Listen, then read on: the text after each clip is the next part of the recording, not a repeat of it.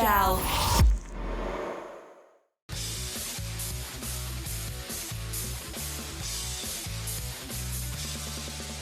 Hey guys, and welcome to GALP. Koei are back. Hell yeah.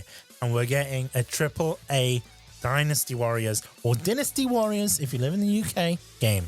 That's the official name, by the way. Dynasty Warriors if you live in the UK, Origins. That's the official name, guys. All right. But no, seriously. We're going to get into it after the disclaimer. For you new folks, GALP is a weekly gaming discussion podcast under the GAL Podcast Network. We talk about all sorts of games, from big AAA titles all the way to awesome indie games, but our forte is Japanese games, including Shin Sangoku Musou. So expect that a lot. We can be found anywhere where you listen to podcasts, including Spotify, Amazon Podcasts, Apple Podcasts, and now on YouTube. Whilst you're there, be sure to join in on the fun and give us a 5-star review. All right, subscribe if you can, give us a like. Remember, if you want to join in on the fun, I already said that, then follow us on all of our socials. That's X, TikTok, Instagram, and Blue Sky at GAL Podcasts. If you like what we do here on GALP, spread the word. And yeah, people be like, oh yeah, Koei just announced Shin Sangoku Musou Origins randomly, right? Oh my god, I'm reading a old script. I'm sorry, guys. But you know what?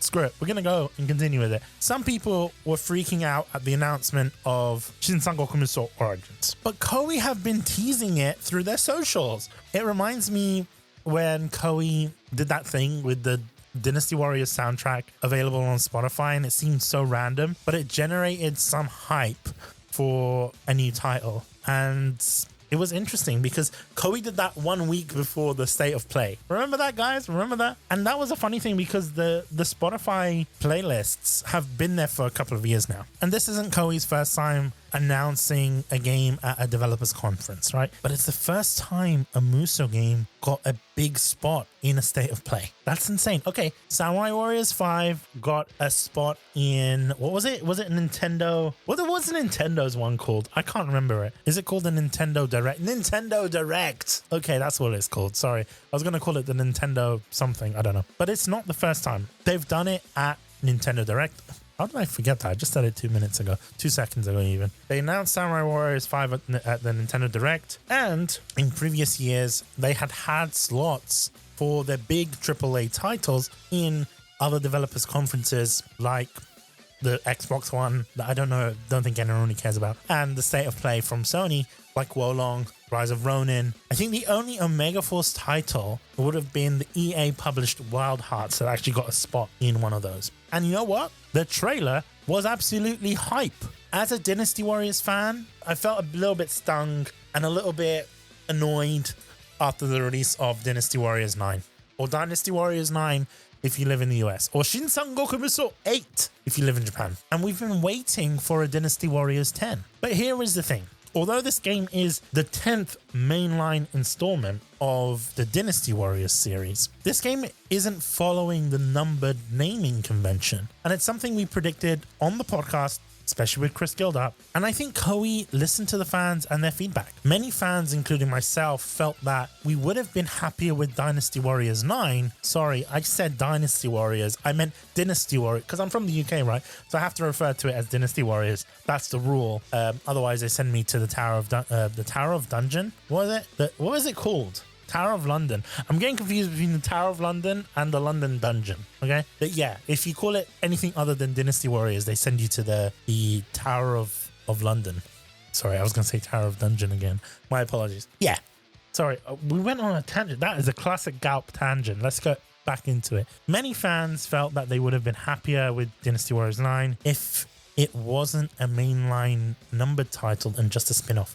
I've spoken to so many people and they feel the same way. And I think Koei didn't go for this name because it's a reboot. Samurai Warriors 5 was a reboot and they had a numbered name. I think they did this to soften the blow in case it fell flat. Personally, I don't think it will fall flat. And I'm hoping for Koei to knock it out of the park. The Dynasty Warriors fans need this game to be a success, okay? And Koei knows that. You can tell from their first trailer that they've already put a lot of hard work into this title. And you might be wondering, Bish, it's only a minute long, all right?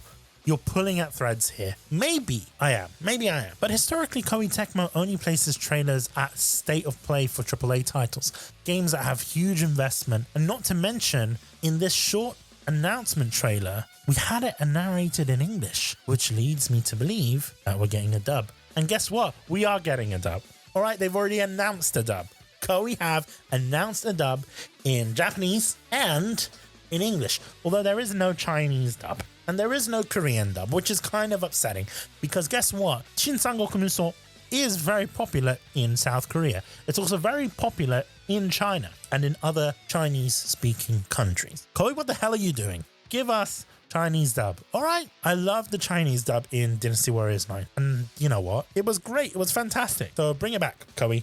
Give us an update, they'll bring it back. It is interesting to mention that because it is a AAA title, Koei is supporting multiple languages here. They've done that with pretty much any Dynasty Warriors, but also the fact that we get multiple language support. Traditionally with Dynasty Warriors games, I think after Dynasty Warriors 5 and maybe 6, we kind of stopped getting language support. So if you spoke French, tough luck. If you spoke German, tough luck. But now I think there's multiple languages in there from the demo. I'm getting all this information from the demo here. So yeah, let me actually check. Let me pause the recording. I'm going to go and check the demo real quick. So yeah, give me a second. Okay, I'm back. You didn't even notice, right? So the official languages that this game is actually in, looking at the demo, in terms of text language at least, the only voice languages are Japanese and English, which is disappointing. Koei saw that out. The official languages for the game, which is actually quite interesting because we've never really got to see language support other than European languages in Europe, of course. So you can get to play the game in Nihongo, Japanese, English, Korean, French, Italian, German,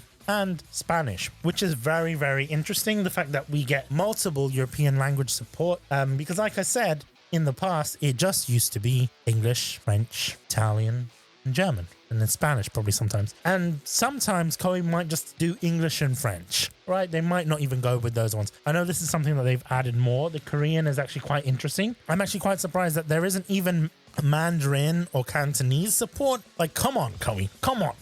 Come on. I don't know if that's the case with just the European/Western release, and that maybe a Asia release has all of those other languages. But I guess if that was the case, why include Korean and Japanese as text languages in Europe for a demo? I'm not too sure. Anyway, actually, damn, I said it to Japanese. I didn't mean to do that. But yeah.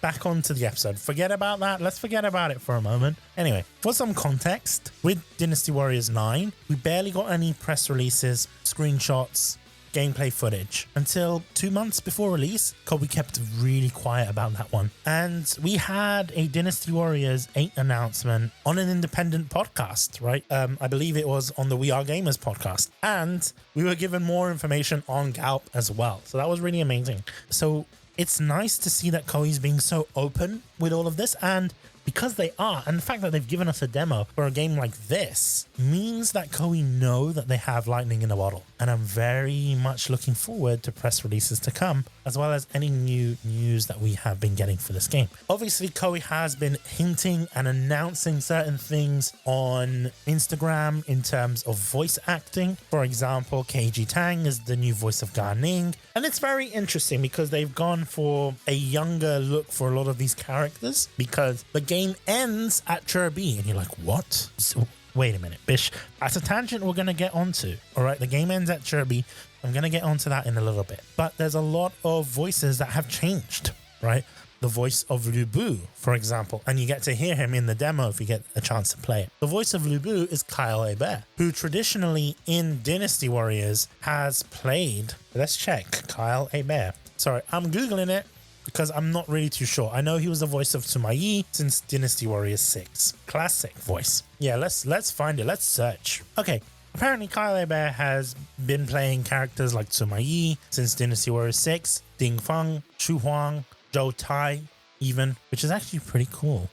He's been in a lot of games, but he's now the voice of Lu Bu. A lot of people, if you look at Reddit, there are unfortunately people who are not happy with the English voice cast, which I think is a bit, I think I understand why Koei has gone for a new voice cast. And I understand why Koei is going with new and old voice actors, because a lot of these characters are younger in this game, right? Before, we used to have a voice actor for Cao Cao, who I actually really love, but Cao Cao had never aged. He was younger in the Yellow Turban Rebellion, and he was older by the time Battle of Chobi happened. Or someone like Zhao Yun, for example, who has been there since the Yellow Turbans all the way until the fall of Shu. And he's always had the same voice, which is actually quite interesting. Zhao Yun has been voiced by the same guy, even in spin-off games, which is kind of crazy.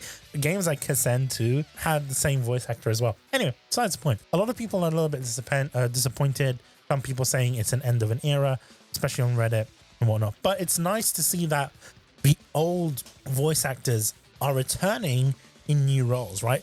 Someone like KG Tang, one of my favorite voice actors, and in fact, a friend of the podcast, has been on the show a few times. The fact that he's getting to play new roles within the Shin Sangoku Musou series is fantastic. He's a new voice of Garnet, right? And you might be wondering, well, how come he's not Sima Zhao? Well, guess what? Sima Zhao is not in this game because this game stops at Chobi. So yeah, there's certain things that I get and I understand, but it's another thing. I think this is also a very interesting thing. Bear in mind, a lot of the voice actors have been playing these roles since the beginning of Shin Sangoku Musou, since the beginning of Dynasty Warriors, which is almost 30 years old, you know, as a series. It's a very old series. So a lot of the voice actors then were young and they were green voice actors. And I don't know if that's an offensive term, but obviously I've heard that before when speaking with voice actors. They were relatively new voice actors back then. And we got to see them grow and we got to see them in these wonderful roles. Someone like Yuri Lowenthal, for example, the voice of Sun Tzu back in the older Dynasty Warriors games. He's now the voice of Spider-Man, you know, so there are roles that are great. And I think Dynasty Warriors has always been a game where we've seen the very best voice actors in English progress from Dynasty Warriors. And often, a lot of the time, Dynasty Warriors was their first real gig and become major successes. When I spoke with KG Tang back in the day, he hadn't worked on much, right? He had worked on a few games, Danganronpa, obviously Dynasty Warriors. I remember the first recording I done with him actually, and it was, you know, it was very interesting. And we had such a lovely conversation. You can actually go back and look. It was kind of cringy, but bear in mind I was like 15. Anyway, besides the point, when I initially spoke to him, he hadn't done much. And obviously now he's the voice of Gojo Satoru. He's, you know, in so many titles and big, massive games. And, you know, he started off with Dynasty Warriors. It's amazing. So I kind of feel like, and this is my sort of opinion on it, Dynasty Warriors is a good opportunity for a lot of young voice actors, maybe people who haven't had many roles before. And yes, the voice acting in Dynasty Warriors 9 was a little bit upsetting, but the fact that this game has a mix of younger voice actors that are in a lot of anime, maybe not so many games, and people who have been in a lot of games and anime, it goes to show that the studio that's recording or whatever, the directors and whatnot, are actually taking this seriously. Why do I say that? Because guess what? They're picking people based on age, and they're picking people based on, you know, personalities of the character, and it's actually quite interesting to see. And there is a lot more diversity in voice acting now compared to 10, 15 years ago, even 20 years ago. So it's nice to see that Koei and the voice acting studios and whatnot are giving people a chance, which is something that I'd love. So bravo Koei on that. I might actually end up eating my own words if the voices are bad, but guess what? I've been playing the demo and the voices aren't that bad. There are some things in the demo that I think is a little bit dodgy, and I don't know if this is something that they just did for the demo specifically, because it does say some scenes and elements may differ from the final game. It might be, sorry, I'm actually playing the game at the same time as recording this, but it might be the case that they were using AI, and some people have been speculating that. And I'm not here to say, oh, Koei's been using AI voices and blah, blah, blah, blah. But there are some voices in the game that are used, and I'm not sure if it's because of the demo and they kind of had certain voices there to record bits of the demo. Actually, let me see what language I'm using on my demo. Oh, sorry, I'm using Japanese, but even the Japanese voices have changed as well.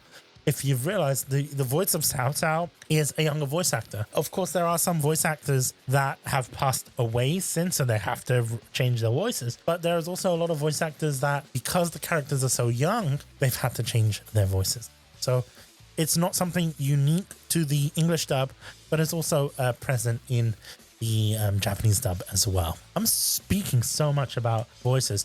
There is one moment in the demo where you're speaking to your army or your soldiers, and some people have speculated that this is AI voices. The voices in Japanese don't sound like they are AI. The voices in English either could be some really new voice actors, that are doing additional voices, or it could be AI. I can't say, but even if it is AI, I think that would be kind of forgiven for a demo a little bit. Hopefully there is no use of AI voices in the game. And the reason why I say I would be okay if it's just in the demo, because there is some sort of time constraints and things like that. So to kind of get the demo out, I kind of understand that they might need to do something like that, but I don't think that there is going to be use of that. If there is, that's kind of scummy on Koei to introduce that, but I don't think there will be. So Koei, you better not put AI voices in the game, because I absolutely hate them. Anyway, let's get back into it. Let's just get off this talk of voices. I'm starting to lose my voice talking about voices, all right? TGS came around, and I was actually in Japan for TGS, and you're like, whoa, Bish, really? Yes, I was actually invited to TGS, and guess what? I went. Got press pass to TGS, and I absolutely loved it, all right? There were certain things I didn't get to see because certain events were streamed at certain times. Even for Japan, it was kind of weird. The Koei thing I had to watch on YouTube in the hotel. I was doing laundry, which is kind of weird. But anyway, besides the point. Koei were translating the TGS event in 3 different languages. Obviously, there was Japanese, which is obviously not translated. Tomihiko Sho and his development team were there, and they were speaking Japanese, which makes sense. They're Japanese. Duh. There was also Chinese translation, so translation in Mandarin and a translation in English. Very interesting. I was initially assuming that this game would focus on Zhuge and Sumai. Wow, I am starting to lose my voice talking about this. And I was thinking that the game would be structured similar to Samurai Warriors 5, right? Where you play 2 sides of the same story as rivals. And I don't think Koei is going to continue that sort of episodic style of storytelling, because it maybe didn't really work so well for Samurai Warriors 5. It wasn't the reboot that they needed for that franchise. However, this game focuses on an unnamed protagonist who people on the internet are trying to figure out who it is. This protagonist assists various rulers. Sorry, I'm getting distracted.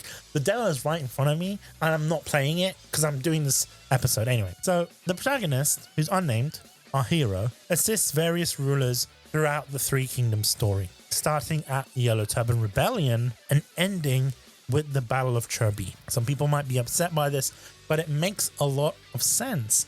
Why, Bish? Why does this make sense? Because this is literally Dynasty Warriors going back to its roots. And you're like, what? Yeah, in previous Dynasty Warriors games, we didn't have that many stages. The story actually ended at Wuzhang Plains, right? Plains, I keep on saying this, Wuzhang Plains. It would traditionally end there. But there was like 5 stages in Dynasty Warriors 2. And a lot of the time, most people didn't get past Cherby. All right, including myself. I think I actually got through as to Wuzhang Plains. Damn it! Wuzhang Plains as Yan Wei, but with other characters, I would just get to the Battle of Cherby. And that was kind of one battle off the end battle. It was like the penultimate battle. So it kind of makes sense, especially nowadays in more modern Dynasty Warriors games. The games kind of go beyond Wuzhang, and there is a lot of stuff that you miss out. There is a lot of stuff in the early Three Kingdoms story. You can get more of a focus on how the Three Kingdoms were built up. And even in the original book, you're right, Sangguo Yanyi, there is a lot of focus between Yellow Turban Rebellion, how they created the Three Kingdoms, and the Battle of Cherby. Yes, it kind of did focus on other elements after Cherby, but that was quite important. So it's nice to see that it ends there. And it also allows us to get more character in-depth storylines because you have less characters, right? You have less story. There's something that I've always kind of wondered with previous Dynasty Warriors games is why we have this many characters. And I'm saying this as an older Dynasty Warriors fan who, at most, right, enjoyed games that had 40 characters, right? Instead of hundreds and hundreds of characters, you kind of get lost in those character stories because there isn't much to go off of. For example, Dynasty Warriors 5 was really good because you played an individual character story mode.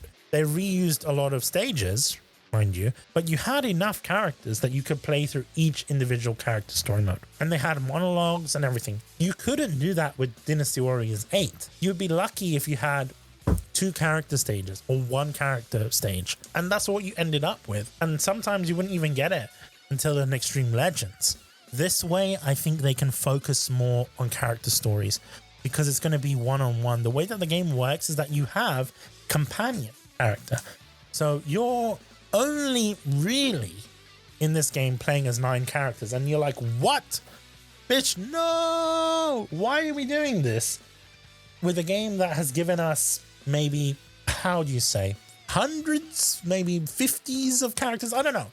We had more than 100 characters in Dynasty Warriors, especially Dynasty Warriors 9, Dynasty Warriors 8. Why are we going back to 9 playable characters, considering that there are character models for all these other NPC or non-playable characters? For example, you can't play as Liu Bei or Sun Jian or Cao Cao, but they have unique character models. And in fact, they have movesets as well, which is quite interesting. So in the game, you have companions who, I think there's 9 of them, right? 3 for each faction. I think if that's the case, let's actually check because Koei did mention it. Yeah, there's 9 companions, 3 from each. Traditionally, guess what? In Dynasty Warriors 2, how many playable characters did you have? They had like 4 from each faction, right? And it was usually, for Wu, if I remember who it was Sun Jiang, Zhou Yu, and Liu Shun, right? That makes sense. But in Dynasty Warriors Origins, you have Huang Gai, Sun Jiang, and Zhou Yu. And here's a reason. Liu Shun wasn't there from the beginning. And it's kind of like maybe a little bit accurate, historical accuracy, I don't know. But Liu Shun wasn't there from the beginning, and he kind of sort of played more of a role towards the end of Wu and things like that. In previous titles as well, you had, I think, Xiahou Dun, you had Dian Wei and Su Zhu, which kind of makes sense and kind of doesn't. Why do I say that? Guess what? Dian Wei dies quite early on in the story. He's not even there for Kirby. And guess what as well? This is another thing. Koei, Guo Jia is not there for Kirby. Why is he there? Why is Guo Jia there as a protagonist? He's not even going to be in the final battle, which is actually quite interesting. He's a companion, but he's not there for the final battle. For Wei forces or Cao Cao's forces, you have Xiahou Dun, Guo Jia, Zhang Liao. For Liu Bei's forces, you have Guan Yu, Zhang Fei, and Zhao Yun, who's were the original characters from Dynasty Warriors 2. You also have characters from other forces and characters connected to the protagonist's past, which I've never seen before. I'm actually looking at the website now. During his journey, the protagonist encounters someone dressed in similar attire, offering a glimpse into his mysterious past. Who am I? I don't know. I genuinely don't know who these characters are. They've got their voices listed on the website. It makes me think that this is the game's sort of storyline in terms of the protagonist. He has his own side story. I don't really care about him, but all right. Anyway, basically an isekai character a lot of the time. He's a traveling martial artist with amnesia. Guess what? His body still seems to remember how to handle weapons. Is this an isekai story? Is Koei doing like an isekai? That would be kind of badass if they were. I don't know. Anyway, that's the point. So you have other characters. You have Cao Cao, Sun Jian, Liu Bei. Koei has announced other characters. Ironically and oddly enough, they haven't actually announced these characters on the website. They've only announced them on Instagram. So we know Ga Ning is in the game. We know Ling Tong is in the game. A bunch of other characters are in this game. That'll be cool. And another thing, the reason kind of why they focus a bit more on the time between Kirby and Yellow Turban is because you can sort of equally find enough story for each of the factions, right? Because traditionally in Dynasty Warriors games, the other faction or the Lu Bu faction sort of ends, right? Because of GAP and stuff like that. And, you know, Liu Bei's faction or Shu sort of extends until the end of Shu, Wu Zhang Plan, something like that. Same with Cao Cao's forces. But Wu has never really gotten enough love up until like Kirby, and then it gets forgotten about. So it kind of makes sense because in that way you can sort of equally assign time to different factions, which is really beautiful. So let's go through that. Normally I'd have an ad break, but we don't have ads today. So I'm going to talk about the demo. The demo actually focuses you on the Battle of Shui Gate or Shui Gate. I don't know how to pronounce it.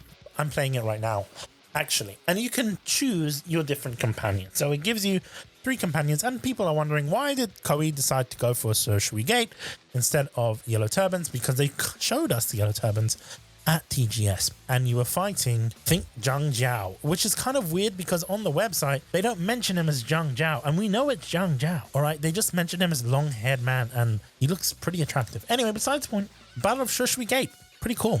You can pick your companions. You've only have 3 for the purposes of the demo. And I'm not sure if it's the case where your companions will probably change depending on the stages that you play, which makes sense. I don't think you'll have Zhao Yun and Guan Yu as a companion in a particular stage. It'll probably be set by factions. And also, I'd imagine selecting which path you go down might put you into a certain faction. What do I mean by this?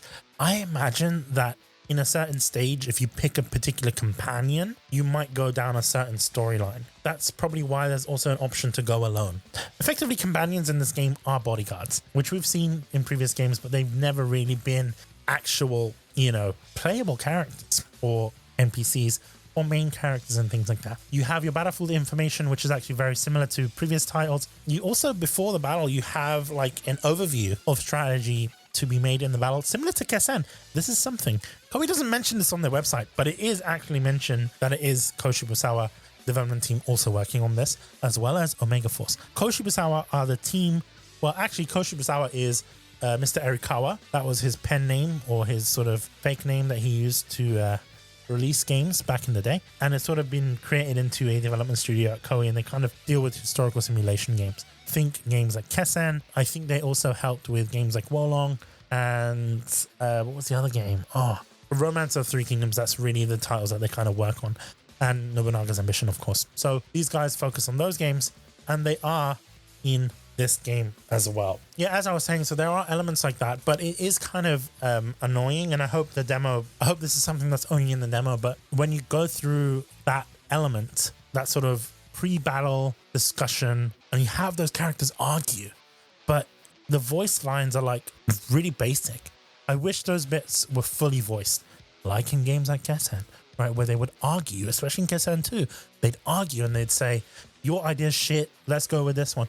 And they do that, but you have to read subtitles, even if you are playing in English. So, because they'll just say the basic like, saw this car, no, or yes, or stuff like that. So it's very basic. I wish Koei would expand more into that. Of course, that stuff kind of costs more money, but in the full version of the game, I hope that is there. Your battlefield information is pretty much the same. It gives you an overview of the battlefield. I like how the battlefield is set up in this game. It is not as open as previous titles. And what do I mean by that? What I mean is that the game takes you down different trails, which makes sense, but it also means that you can't freely move within the battlefield. It means you have to follow the paths that are set out for you. This is something that we've, of course, seen in games like Dynasty Warriors 8. It means that you can't go straight across the battlefield, which is actually quite interesting, and I'm okay with. The reason being is because it leads you into the gameplay. It means that you can't just go straight for the enemy commander that you could in previous games. Gives the game a little bit more strategy. It makes you think about where you're going, because you can basically, at least in Tertiary Gate, depending on who you pick, your spawn will be different. But if you want to go to a certain objective, you might not be able to get there in time, right? So it is something to kind of think about a little bit more. And the fact that this game doesn't have any co-op support, which sucks completely. Obviously, there is no online support, but the fact that there is no split screen co-op kind of makes sense. And the reason why that makes sense is because, well, you're playing as one character. What Koei could do to allow for split screen co-op is basically have your companion play as player 2. But then obviously they'll take certain aspects away from the game, like character switching and things like that. Anyway, it gets a bit confusing, but it means that you need to be mindful of what objectives you want to fulfill, right? So if you're, let's say, playing within Cao Cao's faction in Tertiary Gate, it might be very difficult to do objectives for Sun Jian because you're on the other side of the map. So there are certain elements like that as well. A lot of the NPCs look exactly the same. They just have different armor sets, which is actually quite disappointing. If you go through the enemies section and you basically scroll through the NPCs, they are basically the same character that has been aged up or aged down, or might have the same armor sets, etc. But this could be the case because of the demo. Battle preparation is very different, but very beautiful. I love the design that this game has. Is okay, you can select your weapon types, which hasn't really changed from previous games. They use EX weapons, and guess what? That means there's EX attacks returning. And basically the game only allows you to pick from 3 different weapons, and it gives you 2 variants of those weapons. There isn't, to my knowledge, a system like in previous games where it's like a rock, paper, scissors system with weapon affinities. That doesn't exist, which is great because I actually really hated that. These weapons that you have different weapon, what's the word? Skills, I guess? I don't know. Like, for example, General Sword EX, which is, fun fact, that was the name of Telltale's weapon in previous games, right? You'll have one that has an ability that says boost normal attack strength by 5%. And then the other variant will say boosts battle art strength by 5%. So it makes me think that there will be a system in this game that allows you to customize your weapon skills, or maybe a weapon manufacturing system. There is also a rank. So the game keeps you at rank 29, at least for the demo, and you are considered master rank. I don't know if that's the highest rank in the game. I don't know why the highest rank would be 29. I'd imagine it isn't the highest rank. I think that the game's maximum rank will be 50.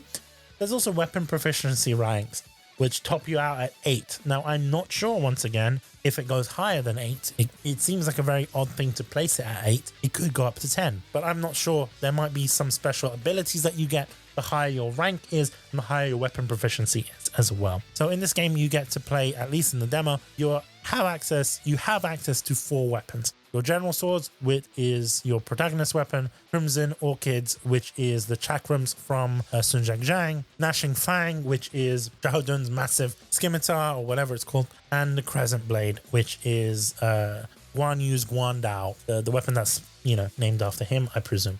So yeah. So you can kind of mix and match, actually. You can play the other characters' weapons and effectively play as those characters by using different weapons. There isn't weapon switching in this game. However, there is character switching. So you can actually mix and match as you like, really. There is a thing called gems, which I thought were like weapon ailments and things like that. Like back in the day, you had orbs, like in Dynasty Warriors 5. I'm talking for a long time. It's like 40 minutes. Jeez. You had weapon orbs back in the day that would give you ice attacks and fire attacks and things like that. And that was cool. And I thought that was the case in this game. So you had Vortex Gem, and I was like, yo, Vortex Gem means that it's wind. No, a Vortex Gem boosts damage to enemies launched into the air by 14%. Scorch Gem, I was like, hell yeah, Scorch Gem. That means, and there's literally an icon of a fire. I thought we were going to see fire attack. No, boost damage dealt to enemies with parries by 15%. You're like, come on, Koei, like, give us the magic back, all right? They didn't, but they just named them based on that. But it's interesting. I guess it's there for like more immersion, like historical accuracy. I don't know. And these also have levels as well. So I think that's something that you can unlock. There's also arts, which is quite interesting. This is something I think returns from Dynasty Warriors 9, where you have these R1 attacks, where you basically hold down R1 and use one of the face buttons. But you can actually mix and match. This is also something that we've seen from other Musou games, including One Piece Pirate Warriors, which is actually quite interesting that we see this from Dynasty Warriors. Oh, sorry, I didn't mean to say Dynasty Warriors. I meant to say Dynasty Warriors. Dynasty Warriors 9 and One Piece Musou as well. So accessories, which are kind of traditional. I mean, we've seen this in previous games. These are like items that you could get. The Fierce Tiger Fang, which is a traditional item. It is one that gives you attack strength by 5%. The Turtle Shell giving you defense strength by 20%. They've kind of went for these minimalist icons instead of actual images that we kind of used to see in previous games. But you know what? I can't fault it. You also get to pick your horse, which makes me think that there's going to be a stable in this game. Your horse also has a speed stat and an endurance stat, as well as other factors, and your horse can level up with you, which is pretty cool. Portable items. This is something that we've seen once again from Dynasty Warriors 9, but fun fact, this is something that came straight from Samurai Warriors. Don't believe me? Play Samurai Warriors 3 and you'll know what I'm talking about. Or maybe even Samurai 2, I don't know. You also have your squad attacks, which is very interesting. This is something that is straight out of Kessen. Yo, Koei! What do I mean by this? And I think this is something that a lot of people aren't picking up on. But basically, this is something that we've seen, and this is why I think Koei Tecmo development team is on board with this. But basically, you have tactics in this game, something that we've seen in Kessen and in Bladestorm and in games like that. So, okay, you can press, I believe it's L1 for these attacks, but you press the L1 button or whatever, and one of your face buttons, And for some reason, you only get 3. I kind of wish you had a full set, but I'm not sure if that's because of the demo or if there are only 4 available in the demo. I hope not. I hope there's more available in the full game. So you have these cooldowns, and basically after you pick one of them, it cools down for a number of time and you get back into it. And you have a number of guards hired as well. I don't know if this is something that you get to buy more guards, or if that's something that you get more of as you level up, or if it's something that, you know, you have to hire your own soldiers between each battle or whatever, right? But basically within this game, you have certain things that you can do. So you can order a volley, which basically allows you to get your soldiers to shoot arrows up in the air, and you get to select within the map. And this is very interesting the way they do this. When you do that, time stops. When you select your tactics, time freezes. And this is something that's very similar to Kessen.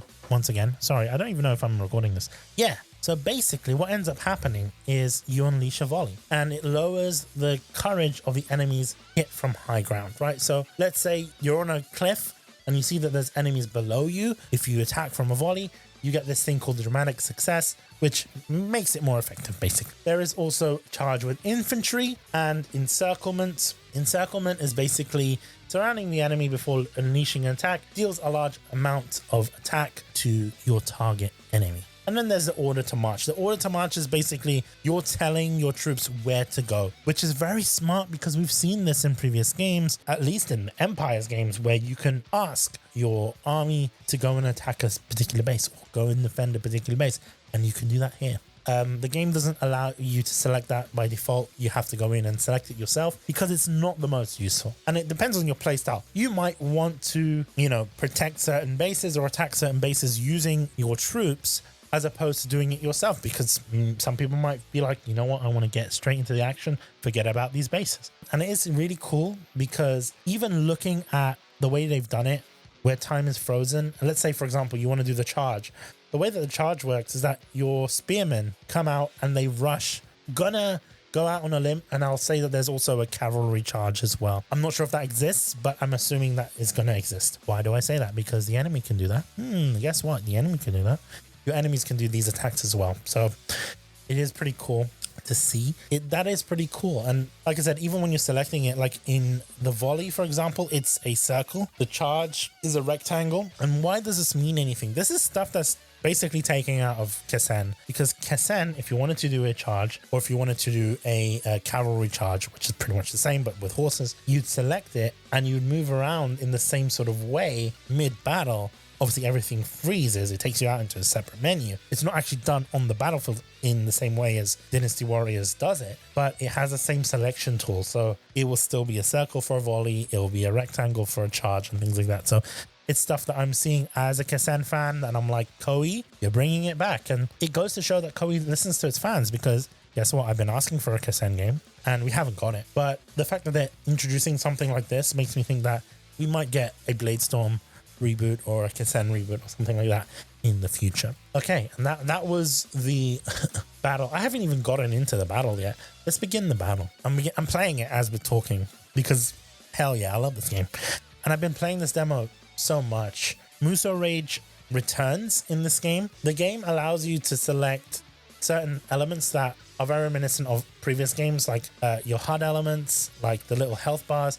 But those health bars will only appear as you approach enemies. So it's not something that you're going to see from far away or anything like that. The weapon mechanics and the battle mechanics are pretty interesting. They're pretty reminiscent of previous games. Nothing really to cry home about or shout home about. I don't know. You also have a system in this game, which isn't necessarily rock, paper, scissors by any means, but there is like a blocking system and an evasion system. So you can evade from enemy attacks. You can, it's kind of like Wolong a little bit, or like a Souls game really, where you can evade and use battle arts. And what is battle arts is, once again, these special attacks that you can do, and you can keep your enemy off guard. So like, for example, there's like these little pieces of armor, what's the word? Shields above your enemy commanders, and you can actually fight them. And as you fight these enemy commanders, those shields get broken down. And it's really useful for like boss battles, because in this game, major characters are considered boss battles. Like, for example, when you fight Lu Bu, that's considered a boss battle. Guess what? There are also duels. People don't understand it when I say duels or duels. because they think I'm talking about duels, but duels exist in this game. And you go back into it, and it's something that we haven't seen since Dynasty Warriors 6. The implementation is very similar to Dynasty Warriors 6, in which it's not a sort of cage like in Dynasty Warriors 4, but it's basically you're fighting in a ring surrounded by all of these other troops. Your own troops, enemy troops, allies, enemies, and whatnot. And they're cheering on for a winner. And basically you battle to the death. Or, right, you fight and get most of the health down compared to your enemy, and then you win. Or you die. That's just how it is. That's just how it works. I believe losing the duel doesn't basically mean a KO or anything like that. You don't start the game from the beginning. But yeah, that is pretty cool. Like I said, it's very reminiscent of older games. The fact that you also have music from Masa in this game. Masa is obviously the guy who made a lot of the tracks from Dynasty Warriors 4. This game also has music from Dynasty Warriors 4 remixed, and I think they did that necessarily for hype. They wanted to build hype for this game, and I think that's Koei's way of telling the older fans that, hey, look, we got you. There are a lot of people that, after speaking with regarding the demo, don't like the Souls-like aspects of it in terms of dodging and blocking, and that's obviously very important in this game. And some people are like, I just want to hack and slash blindly. I don't really care about dodging. And yeah, you can do that, but this is sort of given me hope. Why do I say this? Because Dynasty Warriors back in the day was super hard. Some people are like, oh yeah, it's just a mindless hack and slash and you're just mashing buttons. And I blame IGN for sort of disputing that bullshit, because, you know, they would say the same thing about all the other games, and there was real strategy behind them. Yes, there was button mashing, but there was a level of difficulty that we never really seen in games like 7 and 8 and 9, and we're seeing that return in Origins. Are we taking it back to basics? Yeah, don't get me wrong. Wolong and Rise of Ronin are like big hitters, heavy hitters for Koei, but I don't know. I think this can be as well. Sorry, I'm playing this game at the same time. This can be as well. And I think this is potentially the future of Dynasty Warriors.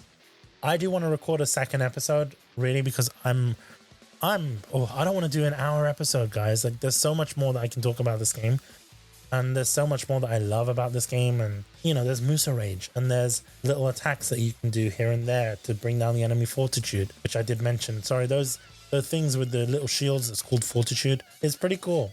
It's really cool. Yeah, it's just, I think it's a game for the fans. And I think especially a game for the older fans. I think a lot of the newer fans might be a little bit upset that their favorite characters are not going to be available. One of my friends, Mark, for example, is a big fan of Zhonghui, who is not playable in this game, at least to my knowledge. And the reason I say that is because he was a Jin character, so he was kind of, sort of part of that storyline, and we're not really going to see that in this game. And there's a lot of people that are like, whoa, what about Wang Yuanji? Wang Yuanji, a character who's always won the character polls for Dynasty Warriors. She's not going to be in this game. That's great. They're taking the focus away from fan service and like favorite characters and whatnot and bringing it back into this game.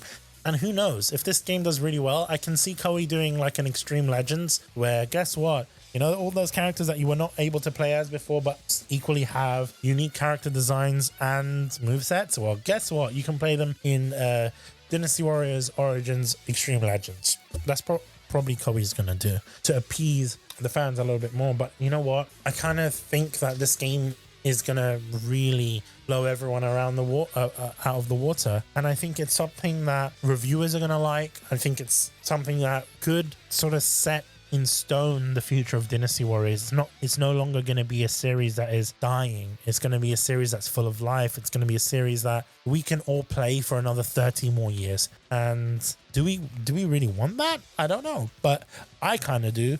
So I'm really happy about this game. I am most likely going to do an episode next week talking a bit more about the Battle of Shishui Gate. And then the week after, most likely, will be our review for Dynasty Warriors Origins if we do get review code. So Koei, if you're listening, thank you very much for actually working really hard on this game. I can see that there's a lot of love and appreciation that has gone into this game. It seems like a love letter to the fans. Not all the fans are happy with it, but you know what? I think a lot of the Muso community have been hurt by other games, so this is going to go a long way in terms of the healing process for the original Dynasty Warriors fans. So thank you, Koei, and I'm looking forward to playing Dynasty Warriors Origins. That being said, see you guys.